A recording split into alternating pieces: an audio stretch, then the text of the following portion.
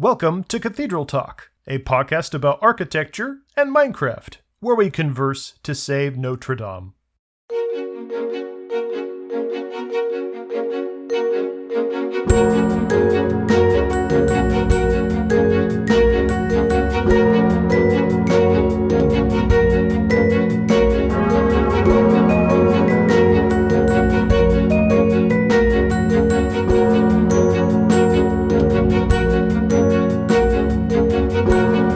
So I wanted to actually start off today with really more of an anecdote of what I thought was going to be an apology and then turned out to be a vindication for myself. Oh, this isn't good. You see... He didn't include this in the topic list because he wanted to dunk on me without any chance to prepare a rebut. Yep. You should have been prepared for that. So I said in the end of the first podcast that Paris was a much bigger city than Rome. And I used it as a sort of culminating point in my argument why Notre-Dame should be receiving more tourists. And then just sort of randomly, like a couple weeks later, I was like, I'm pretty sure that's true. Let me look that up again. And then I looked up and Google gives me an answer that the city of Paris has a population of 2.1 million. I'm like, that's a little bit smaller than I thought. And then I look up Rome and it says Rome is 2.8 million. And I'm like, uh-oh. So I then was like, okay, is that just like central Rome and central Paris? And I sort of had like one of those moments where like I knew that that couldn't be the exact answer, but every time I tried to find the right answer, I just couldn't find it. So I sort of then left thinking that I had made a big blunder on the internet and that I have been wrong in front of lots of people. And so I was about to come on here with the apology saying that actually it turns out maybe Paris isn't quite as bigger than Rome as I thought. But then, just before tonight, I sort of looked up the numbers again, and I found the proper way to look this up. I was looking for the size of metropolitan Rome and metropolitan Paris. And once I looked those numbers up, those numbers are much closer to how I represented them in podcast number 1. According to self-reported statistics on Wikipedia that Zack totally endorses, Rome is about 4.3 million people in the metropolitan area, and Paris is 12.6 million people in the metropolitan area. So my argument that Notre-Dame should be just receiving more people because Paris is a bigger city holds water. Does it? I mean, you have stated two separate sets of data, and then you've implied that should be some sort of correlation or causation between the two of them, but you have made no effort to actually make that link. You've also implied that the correct data is the one that justifies your position, and that clearly the data that was incorrect is, or at least by your stance, is the one that we should reject. Okay, well, I mean, they are technically self-reported statistics, but we're starting to look at governmental bodies that are reporting on their capital cities. So if you want to dunk on them for, not having a third party appraisal. I'm not saying that they're inaccurate. I'm saying that the claim that just because one city has a higher population, therefore its monument gets more tourism, that's fallacious. Well, I can also give you one other data point here in that I looked up how many international tourists Rome receives versus how many international tourists Paris receives. And again, there's a lot of variation here. And it's hard to differentiate sometimes between international tourists and just regular day trip tourists, just from the local population. Domestic tourists. Domestic tourists. Thank you.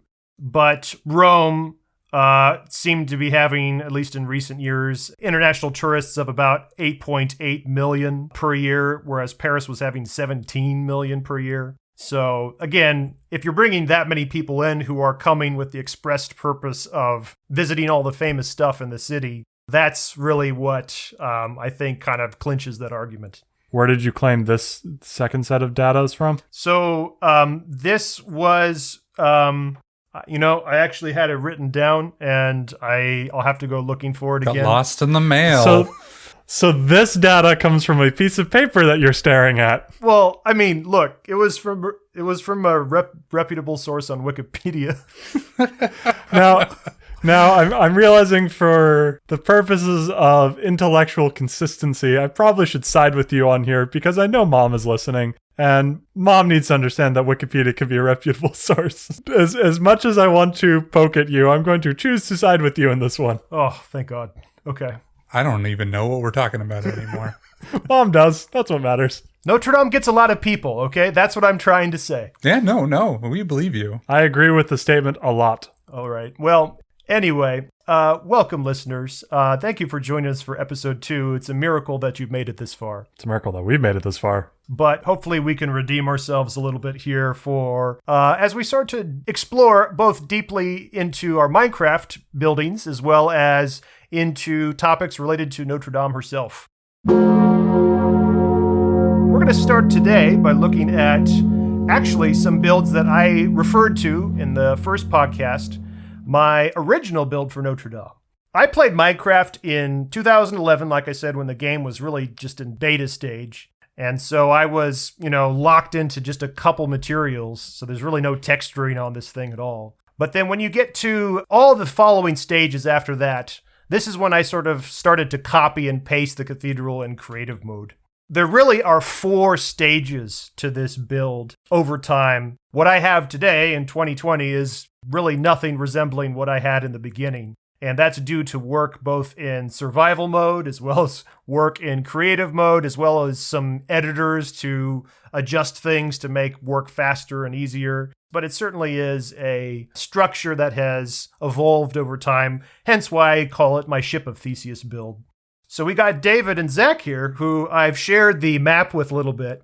So my question is this. When planning a build in Minecraft for the first time, what do you think is really a good place to start with what you should do first for the planning? I think it depends on how far back you want to go. For your builds have split between definite real-world fabrications that you want to replicate inside of Minecraft. And then you also have things that evoke a similar feeling. So in our current survival multiplayer server, you're reconstructing Notre-Dame, but you also have a basilica that you describe as Romanesque that isn't actually a reflection on any particular basilica. So I think the first thing that I would do is I would try to get a sense of what do I want to evoke with my building, a sort of feeling that I want when you're nearby. And then after that, I would look at buildings, not of a particular genre, but buildings that I feel like give me that feeling that I want to have people experience when they're looking at my building. And then from there, I can get a genre of building that I want to create and look at the design elements that are part of that building. And then possibly look at other people's builds in Minecraft that are part of that genre. Like what blocks did they use? What textures did they use? Like how big do I want to build it? What's the time investment that I want to put into this build? Only after that do I start thinking about size in blocks and also floor plans. I like your starting with dare I say, almost like a spiritual answer, when you say, what are you trying to evoke? That makes a lot of sense. As the person here who has done by far the least amount of building in Minecraft, and the things I have built are by far the least impressive, it makes sense to me of things that I might be doing wrong. Because I do tend to think about how big I want to do it first before really thinking about any larger existential questions than that. Man, I was going to say that I have an answer written down on this paper, but the way Zack phrased that was just so much better than anything I had written down here. So I'm not really sure I even need to continue with this conversation. Zack, you have a way with words. Thank you. You're left speechless. By your own speech. No, thank you. Thank you. It's concise. It's pithy. It's direct to the point. Thank you. You know exactly how many words to use. I'm just thinking of, there's a mathematician who's like, I'm sorry I wrote you a letter this long. It would have been shorter, but I didn't have the time. That's Lincoln, I'm pretty sure. No, that's Fermat. I'm pretty sure Lincoln said that. That's definitely Fermat. There's a quote from Lincoln. I would have written you a shorter letter, but I ran out of time. I'm sure many people have said, I just said it. You can quote me on that. There's a quote that Fermat said, "Oh, I've got a wonderful proof to prove this, but I've run out of space in this margin. Oh, that's not what I'm talking about. That's different. No, it's not. That's the same thing. No, it's it's not. definitely not. And also, there's a funny joke about that because he's trying to prove for n greater than 2 Right. on the theorem, but he's only writing in an n equals 2 plane. So he doesn't have enough space to write the answer. I got that joke, He sort of. he needs more dimensions. He needs more dimensions. The margins of his notebook don't have enough dimensions for him to prove his theorem. Meanwhile, the Lincoln thing, I'm sure Lincoln said it, but Lincoln wasn't the first. bringing in my area of expertise rather than you mathematicians, what he's trying to convey is that to come up with the best way to write something, you have to continually revise and revise. And if you just spew out everything that's in your brain, which is what you're going to do when you don't have as much time, you're likely going to end up writing more. That doesn't sound anything like what I was thinking about. All right, this is from NPR. In his letters, French philosopher and mathematician Blaise Pascal famously wrote, "I would have written a shorter letter, but I did not have the time." Well, now I've got to find out if I'm making up fake things. No, I'm not saying you're making up fake things. So let me get this straight. We all heard the quote, Yeah. and then we all immediately jumped to an entirely different person. Zach and I both went to mathematicians, and David went to Lincoln. I guess that pretty much sums up our personalities right there. Yeah, that's about right. Okay. Well, Here's an article on Quote Investigator that attributes this quote to like 6 different people, none of which are Lincoln. So, Right. My claim has always been a lot of people have said it. It's a good line. You're going to find it quoted everywhere. this was the opposite example, or maybe this was the exact example of that quote in practice, by the way, because we just wasted a lot of time and said very little. Brevity is the art of wit. No, soul of wit. Not on this podcast. so speaking of brevity, floor plans. Floor plans. Floor plans. Brevity is the soul of wit. I need to get that out. Okay. Not the art of wit. Building off of really where Zach took that, because I really pretty much agree with you. You need a centralizing theme that's going to focus your attention on your build. I think the way I would phrase it, probably less eloquently, is that you need to pick the one most important feature about the build that needs to be perfect. And then once you decide on what that one feature is, you're going to have to build everything else around that one feature that probably will not be perfect, because Minecraft is a game of constraints. You know, you've only got so much depth, so much detail, so much you can squeeze in per cube. And so as long as you can get that one thing perfect, as long as it's the most important thing to you, the builder, then you'll be happy how the thing turns out. In the example of Notre-Dame, the west facade, the 2 towers, the rose window, the 3 portals, that's the most iconic part of Notre-Dame. And when building that in Minecraft, I want to make sure that that looks as good as it possibly could. And so that means that's the first thing I'm going to design when I'm trying to build this. So it's actually not the floor plan that I do first, but once I get that feature sort of planned out on a spreadsheet, I say, all right, now we're going to need to squeeze in a floor plan that fits this thing that's perfect. And then all the other details will then just sort of have to fill in around it. Okay. Makes sense. In addition to that, though, there is a bit of a contradiction to what my second piece of advice is, however. And that is, not only should you definitely focus on what you feel is the most important feature first with planning it, but you should also, in my opinion, when you're actually building the thing, try to save the most enjoyable part of the build for last. Because if you do the most enjoyable part of the build first, you're going to very much run out of motivation in your, steam to get the thing done. So it's kind of a bit of a contradiction, because quite often the thing that you really enjoy about the build is like the central thing that you want to be perfect. So I guess it depends on how good you are at motivating yourself to get the thing done. So to put this in terms that Dad would understand, you plan the birthday meal around the cake, but you don't eat the cake first, you eat the cake last. Actually, that's pretty much it. Yeah. Well done. Sheet cake. Sheet cake. Half sheet cake. Depends on the year. The way that I like to build is I like to have easy wins achievable in a short period of time. So every time I go in to Minecraft to build, when I'm finished with a segment, I can look at it and be happy that I have completed that. And it's just a small little segment, and it's just through the completion of the small little segments over and over and over again, I get the final construction out of that. If you look at how all the people in the Minecraft community build large mega structures, it seems like everybody has a different way to get started. If there was a common theme, however, how I would maybe state how most people tend to build, it's almost always do the outside and then fill in the inside. And I think generally that's probably understandable because I think to most people, we identify with buildings the most from their exterior rather than their interior. And I think that that is often where people run into a lot of trouble because the inside is intricate and fits neatly together with everything that's happening on the outside.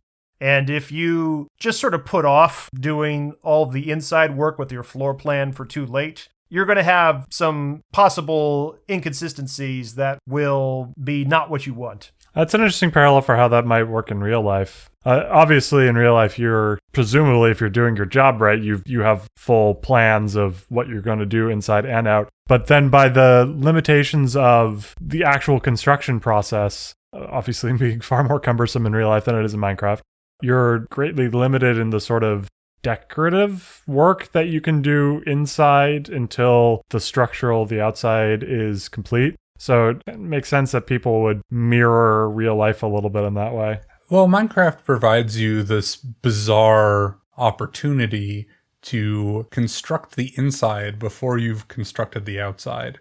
That may be difficult to think of because it doesn't have a parallel in real life. Right. But if you had some sort of interior feeling that you wanted to evoke when you're inside of it, then you can make the interior first and then construct the thing around it. I don't think that's too hard to think about in Minecraft, especially when you're talking about like industrial builds of farms and stuff. So you say like, I want to make a creeper farm or something like that, and it's got some constraints on how you construct it. And then once you've built it, it's this ugly redstone mess. And then you say, this is a blight on my world. I want to make this look nice. And then you construct the shell outside of it or around it. Sorry. And so that's something that Minecraft allows you to do that, like, it's like, I want to make an art museum. And then you just like start putting up some drywall and you just start like banging some nails in to hang the frames. And then the rain comes and destroys all your paintings. And you're like, I should really build a roof at some point. That doesn't make any sense in reality, but it is something that you can do inside the game. The interesting thing about Gothic cathedrals like Notre-Dame, though, is that they really are built from the inside out, that it's all about really the skeleton of just the bare bones columns and vaults and flying buttresses that hold all the basic pieces together, and then they just stick a roof on top of it. That's probably a very different way of thinking about it than really with any other kind of building where you're going to build complete walls where you just then, carve a hole in for a window or something, because it just works very different for cathedral design. You're not going to put the pews and the altars and the organ in before you put the roof in. Oh, no, of course not. But in terms of the structure of the interior building itself. Do you follow that when you do your building? Do you save the roof for last just so you can feel a little bit closer to your 15th century version of yourself? Oh, David, you hit the nail right on the hammer. You hit it, David. This has been a great day for metaphors. We've been really spot on in all of our metaphors. We should start adding like metaphors. Is metaphor even the right idioms? I think I got the word. I don't think metaphor is right there either, just to continue the trend. Yeah, that is an idiom. Maybe by like episode 20 or 30, we'll have Dad come in as a guest star and explain metaphors to us. So, yes, I very much enjoy living that fantasy of pretending to be that builder from the Middle Ages who's really building the cathedral as a master builder of the Middle Ages would have. By himself with no help. Quarrying all that stone and then hopping up and down on large mounds of dirt. But in terms of sort of the stages of the cathedral, I tend to try to build them usually in the same stages that the real things would be built in, usually choir first, ambulatory, chevet. I'm going to need more We're going to talk about vocabulary for cathedrals. Yeah, thank you. Yeah, we're going to talk more about all the vocabulary of cathedrals in a future episode. But basically what I described is usually, especially these French cathedrals, they really have the east end and the west end. The west end we've talked about a lot is usually the end with the portals and the towers, the front usually. The east end is usually where the high altar, the choir sits, where the most holy part of the structure is. Usually that's built first because out of practicality, since the cathedral was usually going to take 100 years to build, they said, well, look, we want to be able to use this thing before it's done. So can we build like the part where the most important people sit, the clergy? And I should also say that works out with the philosophy that I had stated earlier, because by building this part that I called the choir and the ambulatory and the apse, that's usually the hardest part of any Minecraft build because that's the most circular, the most curved. And as you can guess, a game of nothing but squares and cubes and things, it's always going to be more challenging to try to replicate a curved surface. So getting the hard part done first really helps with the motivation game, because if you can get that hard part done, then the rest of it becomes a breeze. When you're articulating like your feelings and your aesthetic and how the things that are going inside your own head, I mean, it's impossible to argue that the way you are thinking is not the way that you're thinking. Oh, you think I won't try? It's like the foundation of my relationship with him. You are not thinking what you're thinking. Returning to my 1-to-1 scale model of Notre-Dame, which we've got David and Zack zooming around on, really what's most important to me about this particular build that we're looking at right now, I really intentionally built this to be a 1-to-1 scale build. I tried to get the dimensions as close as I could to the real thing. Back in 2011, I read in some book about the cathedral that the towers were like 63 meters high. And then more recently, in 2020, when I did some more reading... On Wikipedia. Sure, on Wikipedia. It then said, actually, the towers are closer to 69 meters tall. Nice. And I thought, that's great, because that gives me just enough more room to squeeze in more detail. You can mute individual audio tracks, right? Yes, Zach. Thank you. I do it a lot. Excellent. That means you could say a lot of more crass things that distract Tom that won't make it in. But Tom just is weirdly giggling at things, and you wonder why. Okay. I would say that anybody who's tried to build something architectural in Minecraft is probably aware that it is way easier to build designs that have an odd dimension in each direction, rather than an even dimension in each direction. Originally, if you look at the Notre-Dame build I built, both in length and width and height, it was always an odd number. And quite simply, that makes it easier because you have a middle block.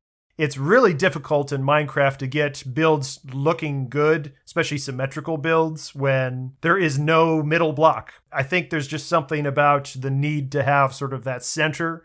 If you take that away, it becomes a lot more difficult to rectify that. Although I have been brave when it comes to our new build in game right now, because I am taking the plunge and I've made a completely even build for our 2-to-1 scale Notre Dame, and so I'm eager to see how that turns out. Do you have a justification for why doing that other than it's challenging? I do. There was a couple particular reasons. I think the most notable one was I was trying to get a really nice design for the rose window for the new build, the 2-to-1 scale. In the center of the rose window is sort of like a hollow center of glass with a stone border surrounding it. And the most satisfying design I came up with was 4 blocks making up a square of glass surrounded by 1 block thickness of stone.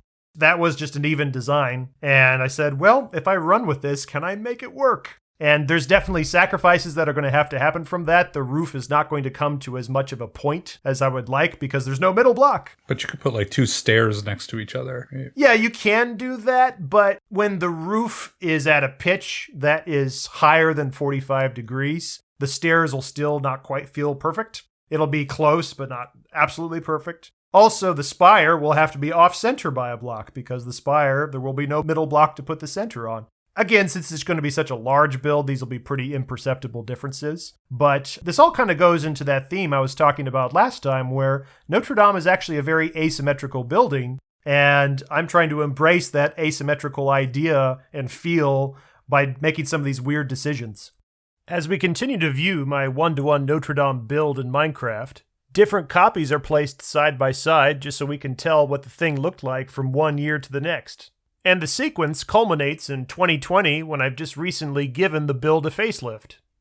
So as you're flying from the early builds to the final build, what changes both in philosophy as well as in the game limitations do you see from one build to the next? Well, the most obvious, just to get it out of the way, is partway through was this on your 2012 build. You add a spire, which is not present in the first couple. Oh my god, you won't believe how many YouTube comments I got that were all like, you left out the spire, you left out the spire, you devil, you left out the spire, like over and over again on that YouTube channel when I posted that in 2011. And I was like, guys, Minecraft map height, only 64 meters above sea level, and the spire needs to be way more tall than that. I could have put in a really stumpy thing that would have looked terrible. Or sunk it into the ground. Or I just left it off, which was still terrible, but not as terrible in my opinion. What I see going from build to build is a diversity of blocks in the build type increases.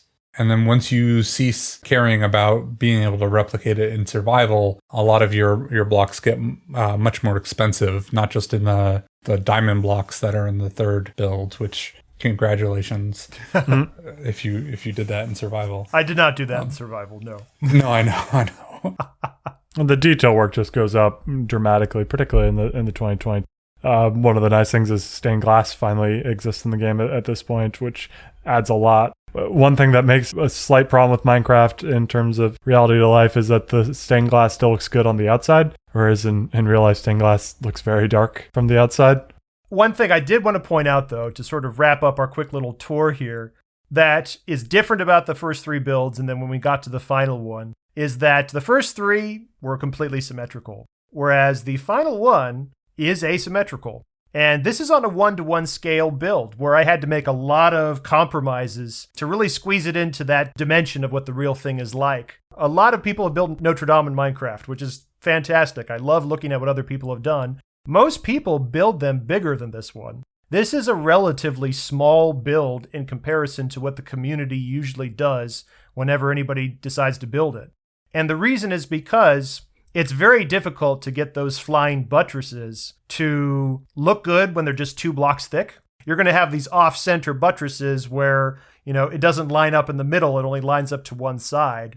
So there's a lot of sacrifice I had to make to get it to squeeze in there, but, I sort of focused on what was most important and threw out what was least important. I'm kind of disappointed that your organ doesn't have note blocks. Yeah, I might have to pull you in on that because I'm not good at that programming, but I should do that. So when you look at the final build, the 2020 build, can you tell which tower is wider? I'm going to guess the left tower. Imperceptibly so, but you're right. Perceptible to one man. I thought it would be impossible to make this look good, and I'm tickled that I feel like I actually pulled it off with so few blocks, but the left tower is actually 1 block wider, and everything is still perfectly centered towards the middle without any, I think, noticeable difference with the other tower. And that's even though the north tower is an even dimension rather than an odd dimension. Like I said, it's really difficult to do this with even dimensions because you don't have that middle block to work with. But due to the nature of the staggered staircases going up the center, you can kind of fudge it and make it look like there's a center column when there really isn't a center buttress.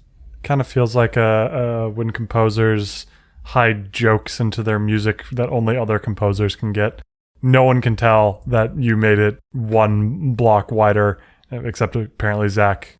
Maybe someone who knows that specific detail of Notre Dame can figure that out on their own too. The arch in the portal kind of gave it away. The one on the left, the diorite arch, is 2 blocks at the top, and the stone bricks for the right portal is only 1 in the middle. Well, and I think that's exactly how people who look at real Notre Dame start to notice the asymmetry. It's probably true. Because that's the most distinct feature that is clearly not on the other side. That north portal has that weird triangle above it, and the south portal does not. And you're like, oh, that's asymmetrical. I wonder why they didn't put that there. And then your eyes slowly go up the west facade, and then you realize at the next stage above the King's Gallery, oh, those windows are a little bit wider on the north side than the south side. And you go up to the tower, and you're like, you know something? I don't think those towers are actually the same width. and then the glass shatters and your whole world crumbles under you. Or at least my world did the first time I saw it. Yeah, use the first person, not the second person. Right, sorry. But my world came around, and I very much like it this way for all the reasons we discussed last time. Rebuilding Notre-Dame. What do we think about rebuilding it just as it was before the fire versus building it with some new details that were not there before? We actually have some images from the internet that the internet concocted hours after the fire occurred for suggestions on how we should rebuild this thing. And we're going to sort of pool our thoughts together on what we think about some of them. Spoiler alert, they're almost all bad. I thought the one that was just a pure bronze sculpture of the fire itself. I thought that was in great taste. That's got to be one of the bigger trolls of 2019. The quote here is good. Some say we should rebuild the spire as it was originally. Others say we should design a new one. So, let's build a new one as it was 8 days ago. Oh no. It hurts. The day of the fire. It hurts, man. That really, that cuts me deep. I mean, there's a lot of very modernist interpretations with a lot of these builds on how people said we should rebuild the roof this way or we should rebuild the roof that way. They all seem to have as a common theme glass. I think people very much interpret like glass and metal and light as very modernist feel. I think we heard similar criticisms of the Louvre, the giant glass pyramid that was outside the original museum construction. I don't know what that pyramid is called, but there was a lot of criticism that the glass was really ugly and modernist. And as far as my feeling of how people are thinking of that pyramid now is that it's actually a really nice addition to the museum. It's not something that's an eyesore. How new is that? I didn't even... Well, it's been around at least since the Da Vinci Code. Yeah, I have to say that's kind of where my start of my knowledge of the Louvre comes from too. I mean, that's literally like in, I think, the first chapter or something where they talk about, oh yeah, that thing, it's brand new and everybody hates it. So I guess we have to look up when that book was published. 2001? 2? 2, 3? 2. Somewhere around there.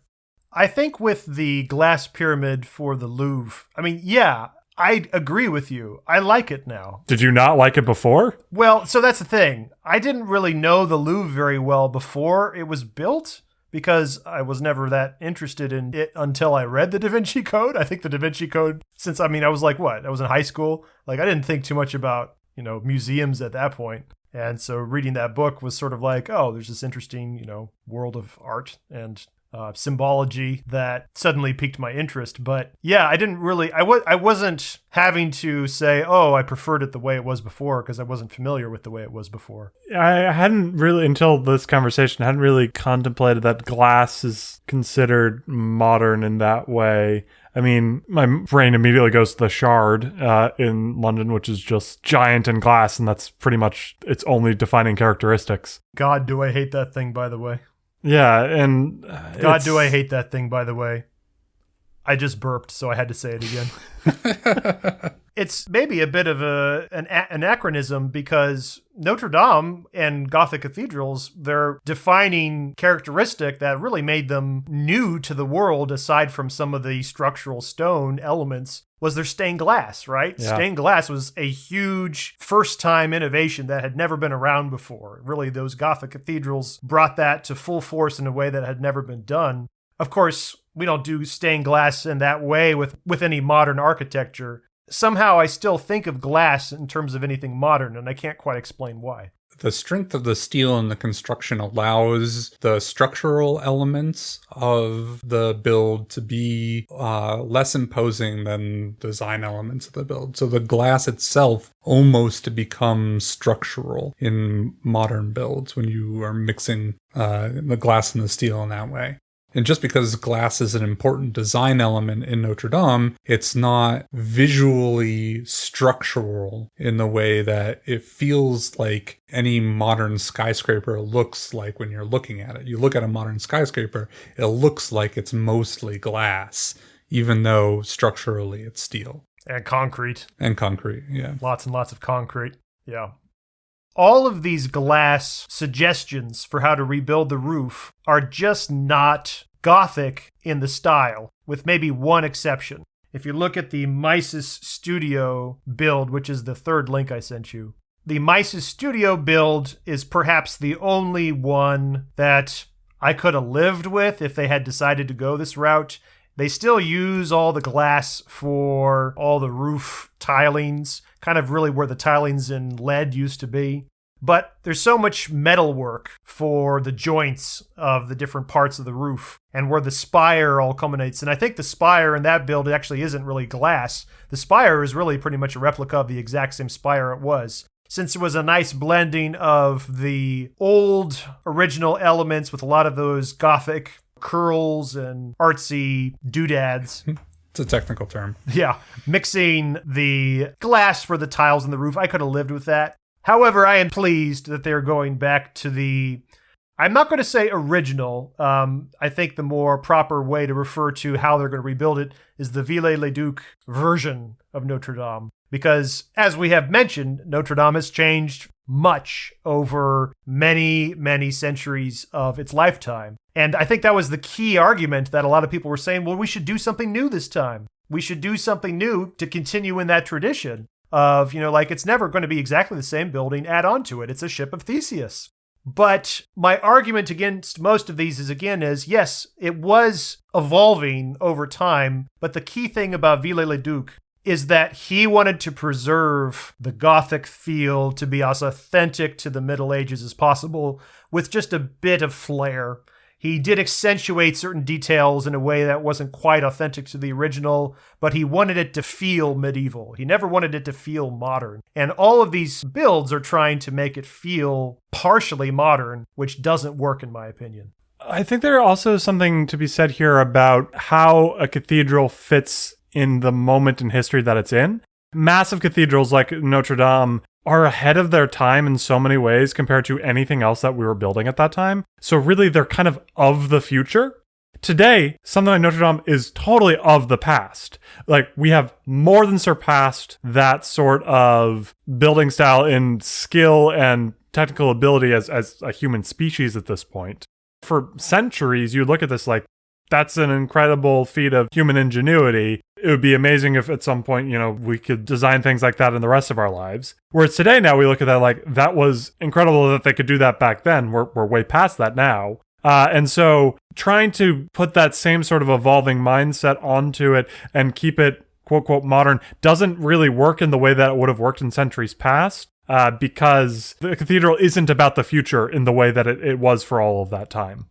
Yeah, absolutely. I love that point you make where, from their perspective, when it was built, it was futuristic. I mean, can you imagine Bob the monk telling Bill the Fletcher that, man, look at that space-aged cathedral, right?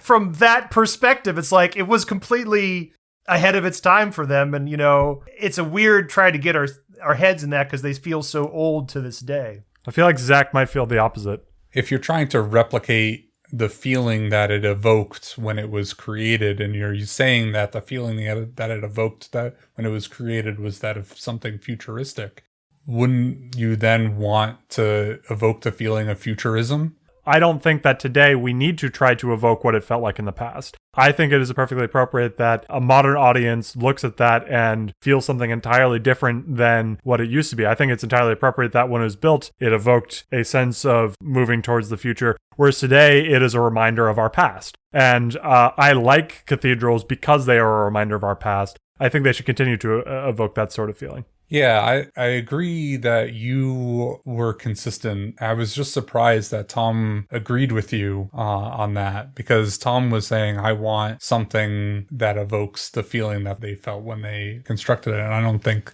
that is what you were claiming at all. With Tom, it's I'm going to psychoanalyze him. Oh dear, here we go.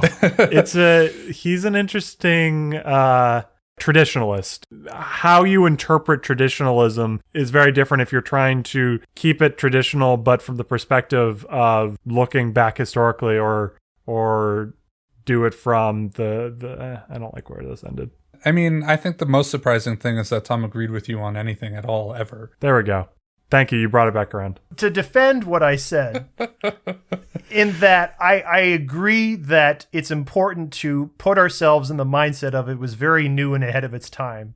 But at the same time, there is a very definitive style to how it was built, and any rapid diversion from that style is not good. The clearest example I can think of when this has been done is something that's no longer around. Old St. Paul's Cathedral in London burned in the Great Fire of London in 1666. It was a Gothic cathedral that had a lot of issues. It was huge. It was extremely tall, had a spire that fell actually before the fire because it was kind of structurally unsound. But it was kind of a big old church that the Londoners sort of thought and said, we don't like this church that much when it came time around the 1600s. And they started to do weird things to it. They perverted the facade of it to have Roman and Greek classic columns. They really tried to classify. That's definitely not right. That's definitely not a word.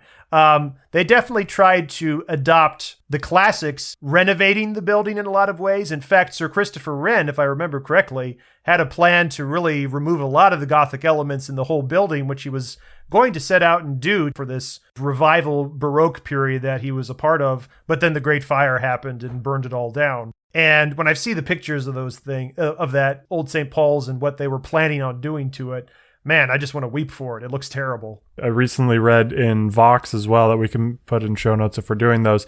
Our impression of what things looked like in the past was also frequently wrong. A great example is when we see statues, like white marble statues that we associate with the Roman style. That is completely, from our understanding, completely inaccurate of what it would have looked like in the times of Rome when those statues were everywhere. They were all painted. They were incredibly colorful. Our association with them as stark and white is a modern lens. Looking back, I forget what, presumably because it just wore off over time, but then it got reimagined as that is how it was. And so you have to be careful about trying to impose what we think it would have been back at that time out of a false sense of traditionalism. The French government has decided to rebuild Notre-Dame in the Viollet-le-Duc restoration just before the fire, but that is still very nebulous in terms of materials. Clearly, they cannot sheathe the entire roof in lead again. I mean, they could. No. But, why would they want to? They cannot do that for all sorts of obvious reasons. Well, then what do you do to replace the lead this time? Uranium. You're already approaching this from a point that you're not going to be able to rebuild it exactly as it was. You're going to have to pick some different things. And then when you decide to pick some different materials, then that sort of opens up the creative window a little bit to say, okay, well, we are doing something different here. Can we do something subtly different right here too?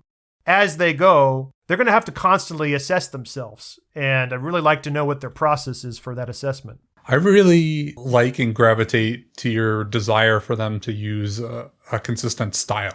It shouldn't necessarily matter what materials you're using. If you're trying to evoke the style, then you can use concrete, you can use plaster, you can use linoleum tiling. The materials itself should be in service to the style. The style is the most important part of it, and whatever materials you use should be in service of creating that style. You shouldn't be so locked into the materials themselves. It's not what it's made of that makes the style. Oh man, it's so funny you said that too, because usually one of my biggest mental blocks when building these things in Minecraft has always been oh, that would look really good if I used wool for that wall right there.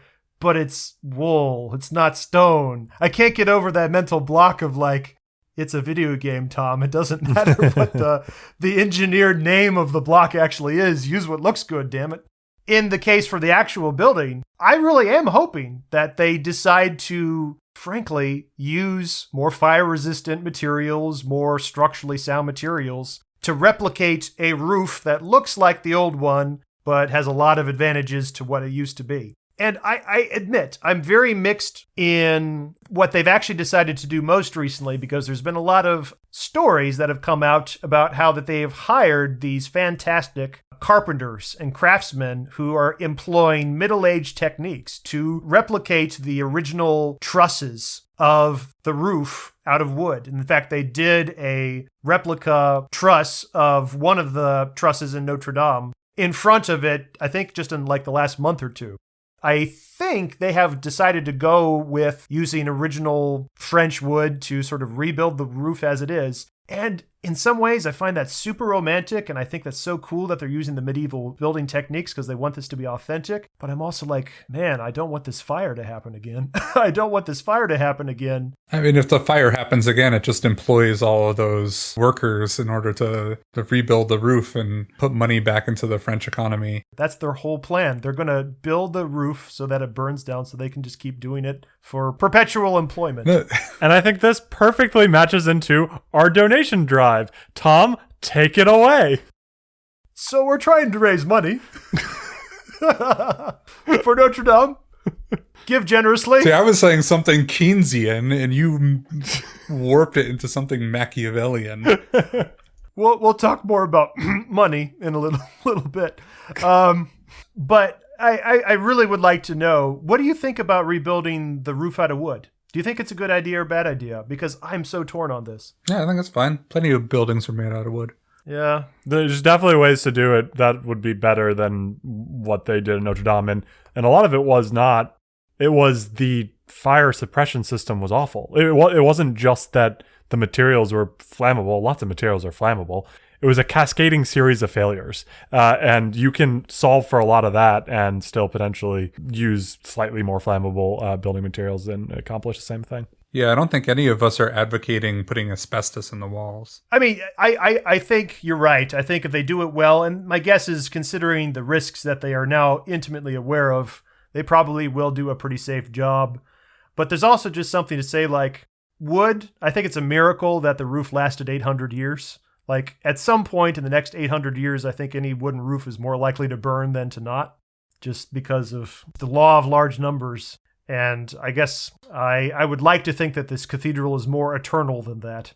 But it is, right? Because it survived fires already. And so I don't want to sound callous, but the problem of fires in the history of the cathedral isn't an existential threat. It's just a temporary setback to the cathedral. And so I don't think you should be afraid of fires to the degree that it sounds like you are. One particular detail that I really want to know about is the state of the twin towers of the west facade. Because if you recall back to the fire, the night of the fire, probably the scariest point in that fire, at least for me, was when I saw that the North Tower caught on fire.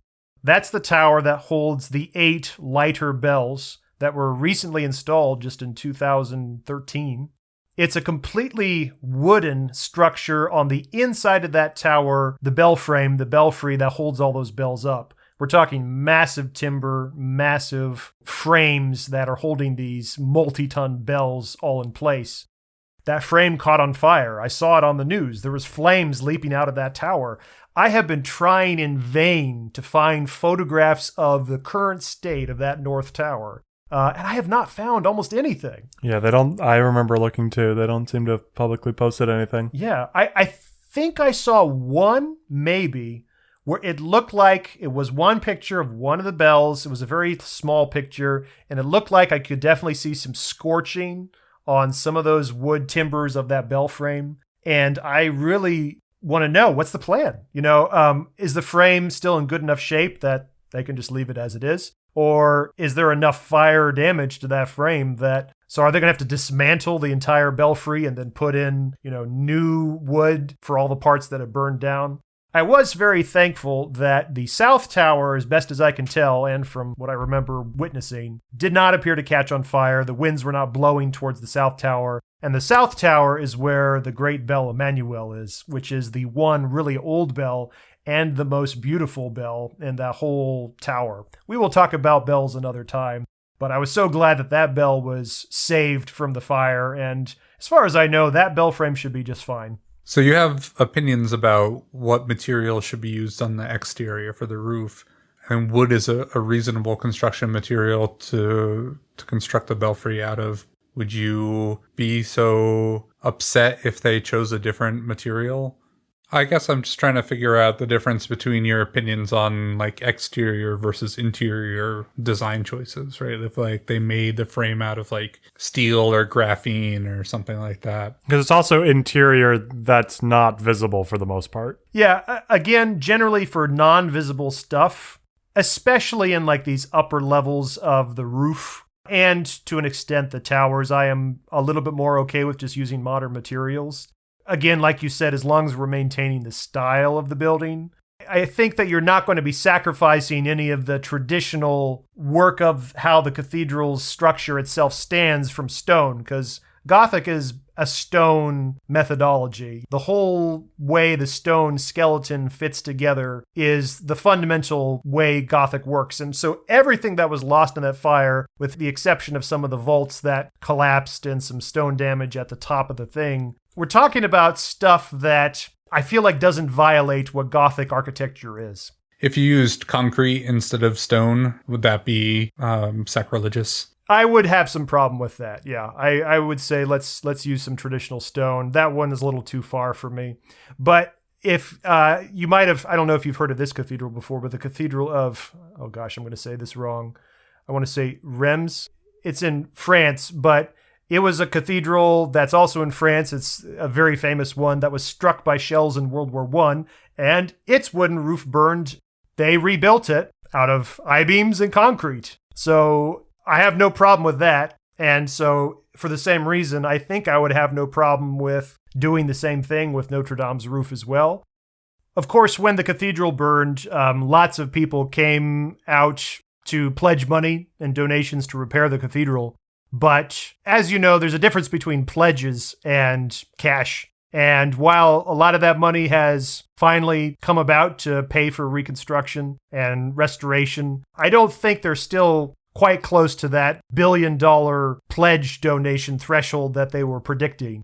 And there's a funny sort of fact about restoration that we're going to have to talk about some other time, that restoration, as far as I can tell, is just way more expensive than building something from scratch.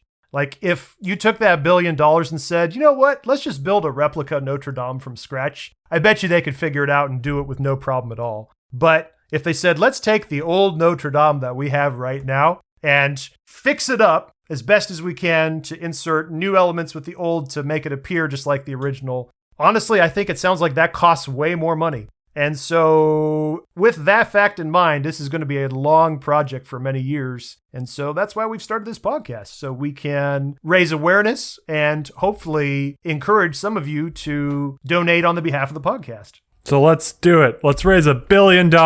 We can do it. Rah. Rah, rah. That's getting all cut.